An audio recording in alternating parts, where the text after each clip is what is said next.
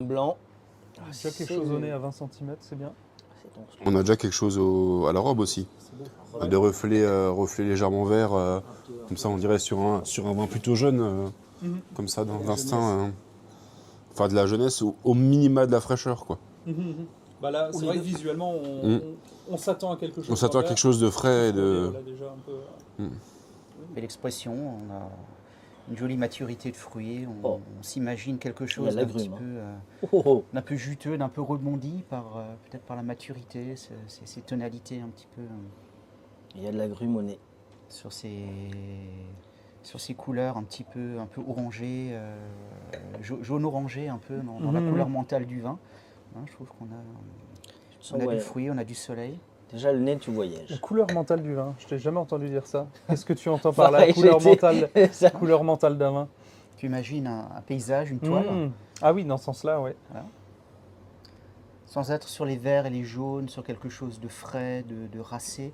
On est, je pense, aussi sur un esprit un peu solaire, d'où ces oranges, d'où ces jaunes, Voilà, là, ces couleurs un peu plus chaudes. Il y a pas mal de choses, je trouve, au niveau aromatique, mais on sent de la finesse quand même, de l'élégance. C'est pas quelque chose qui va être trop exubérant.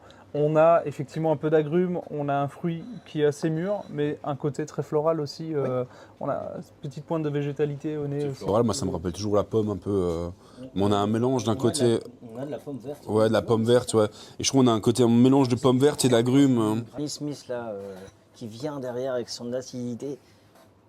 Mais dans un autre sens, on a de jolies formes, on a quelque chose d'assez soyeux, on a un style assez presque sensuel au niveau du nez, sans non plus rentrer dans ce côté trop herbassé. Ouais, complètement. C'est attirant.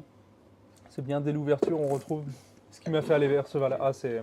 Et la rétro, là. Ouais. La rétro qui explose. Ça vient derrière encore en plus. On va parler de sensualité, là, on est vraiment c'est un peu le serpent à la sonnette, hein, là, il est charmeur. Il drague, hein, c'est un vin. Alors c'est un jeune loup qui a encore peut-être besoin de grandir, tu le sens, mais qui déjà là charme. C'est explosif, c'est long mais en qui bouche. explose beaucoup. T'as le côté gras au début, C'est la 14 juillet, finesse, là. et derrière... T'as même un léger fumé.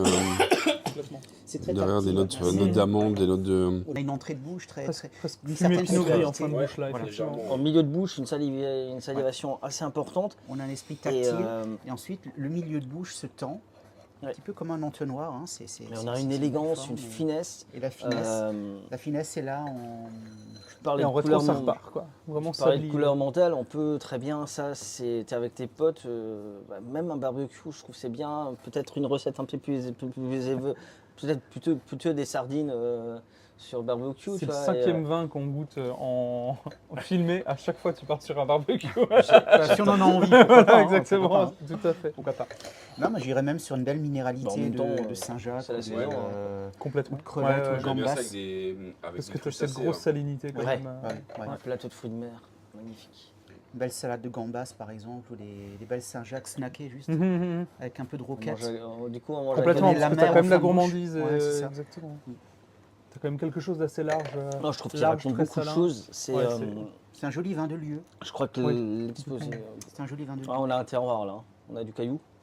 On a un travail, une pratique culturelle peut-être biodynamique. C'est bio. C'est bio, mais comme... C'est bio. Ouais, Ouais. forcément. Mais quasiment, je crois qu'il y a 1 gramme de soufre à la mise, mais c'est tout ce qui fait. Que Quoi. bio ou il va un peu plus long? Bon, on est sur du nature, comme d'habitude. Alors, un esprit nature, voilà, exactement. C'est qu'on n'est plus, on a déjà fait quelques podcasts qui parlaient de ça, on n'est plus sur du nature, voire on l'a jamais été de toute façon, mais en tout cas, on revendique un peu plus le fait que s'il y a besoin d'avoir cette précision-là qu'on a dans le verre, s'il y avait besoin d'1 gramme de soufre pour qu'on ait cette précision-là, bah, c'est pas dérangeant. Et là, on a vraiment un vin de lieu, un vin typique comme on recherche. Quoi. Même. Sur Cadette, la Châtelaine. La Châtelaine. Je savais qu'il y avait un côté noble dans le nom. Et je me souvenais plus, c'est pas la baronne, c'est pas la duchesse, c'est pas la... Ça raconte des choses. C'est joli. C'est beau. Hein. Moi, j'aime beaucoup. Ouais. J'aime beaucoup cette élégance, cette longueur en bouche que tu as aussi. Et tu sens un peu le chardonnay, quand même, le côté un peu beurré, presque pinot gris fumé comme ça en fin de bouche, mais avec beaucoup de fraîcheur. Ce côté fumé et en fait le fruit, moi me faisait beaucoup penser à un vin de montagne. En fait, c'est un vin de montagne, un vin qu'on aurait pu avoir en Savoie ou alors même dans le Massif central. Sur ce côté fumé, souvent les terroirs volcaniques, je trouve, rappellent ce côté, font ce côté fumé surtout sur les blancs. Mais là, oui, en fait, on avait vraiment le côté, pour moi, lactique du chardonnay et côté vanillé, gourmand, mais avec une belle acidité et des agrumes, en fait, hein, surtout. C'est un joli vin. J'en remets un peu dans le verre pour qu'on se refasse une idée maintenant qu'on sait ce que c'est. Non, c'est...